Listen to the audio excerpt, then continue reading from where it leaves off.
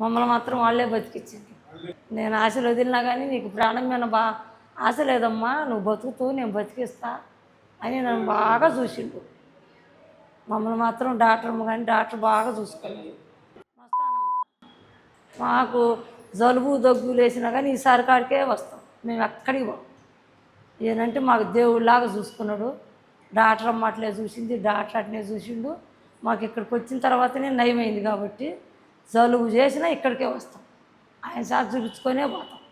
నేను రాసిస్తానమ్మా, నువ్వు బెంగళూరులో పోయి చూపించుకో, కొడుకులు ఉండాలన్నా వద్దు సార్, నువ్వే చూడాలా, నీ దగ్గరే మేము బతకాలని చెప్పి ఆయన మీదనే ఉన్నాము. ఆయనే చూసి మమ్మల్ని బతికించిండు, ఇబ్బందే లేదు. బాగా చూసిండు డాక్టర్ కానీ డాక్టర్ అమ్మ కానీ.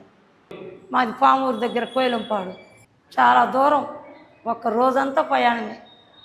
అయినా మమ్మల్ని బాగా చూసి టయానికి పంపిస్తాడు సార్ మాత్రం. నాకు మొదటి నుంచి కొంచెం ప్రాబ్లంగానే ఉంది. ట్యూబుల ద్వారా ఎక్కించిండు మందులు, బతికిచ్చిండు. దేవుడితో సమానం. నేను ఏడుస్తున్నా, నీకు ఇబ్బంది లేదమ్మా, నేను బతికిచ్చి పంపిస్తా అన్నాడు ఆయన. నయమైంది. దానివల్ల దగ్గులు వేసినా కానీ వీడికి వచ్చి ఆ చేతనే మాత్ర ఇప్పించుకొని పోతాను. ఇప్పుడు కూడా డాక్టర్ చూడాలి నన్ను.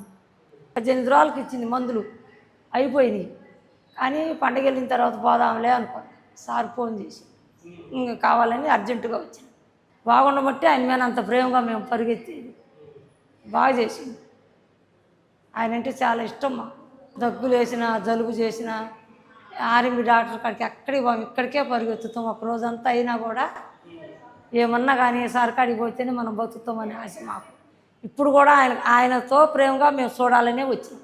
నన్ను బతికిచ్చింది కాబట్టి ఆయన మీద ప్రేమతో చూడాలనే వచ్చినాం. ఈరోజు కూడా డాక్టర్ వచ్చినా మేము డాక్టర్ మనం కలవకపోతే ఆమె ఏమి మన వచ్చింది మమ్మల్ని కలవలేదు అంటది. ఆమెను కలిసే పోవాలి. నేను బాగా చూసుకున్నాడు మమ్మల్ని మాత్రము. మాకు ఆయన అంటేనే ఇష్టం. అప్పుడు ముందు ప్రస్తుతం ఇలా చూసి పంపియండి, వీళ్ళు దూరాభారం పోయేటోళ్ళు అనేది మమ్మల్ని మాత్రం ప్రేమగా చూసుకున్నాను నాన్న.